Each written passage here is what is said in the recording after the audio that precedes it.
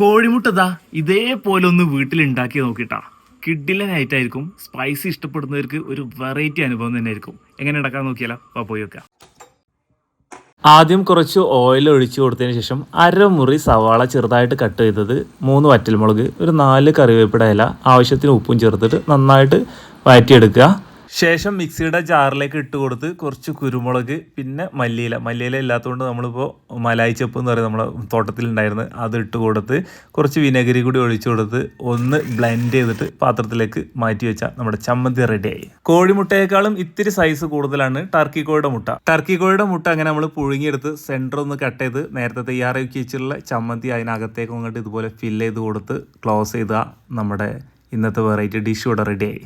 സാധാ കോഴിമുട്ട നമ്മൾ ഉപയോഗിച്ചാലും മതി. കുറച്ച് വലിപ്പം കിട്ടാനും വേണ്ടിയിട്ട് നമ്മൾ വീട്ടിലൂടെ ടർക്കി കോഴിയുടെ മുട്ട ഉണ്ടായതുകൊണ്ട് അതാണ് ഉപയോഗിച്ചത്. സ്പൈസി ഇഷ്ടപ്പെടുന്നവർ ഒരിക്കലും ട്രൈ ചെയ്ത് നോക്കി. കുട്ടികൾക്കൊന്നും കൊടുക്കാൻ നിൽക്കണ്ട, ഇത്തിരി എരിവ് കൂടുതലാണ്. കിട്ടില്ലെന്നൊരു വെറൈറ്റിനെ.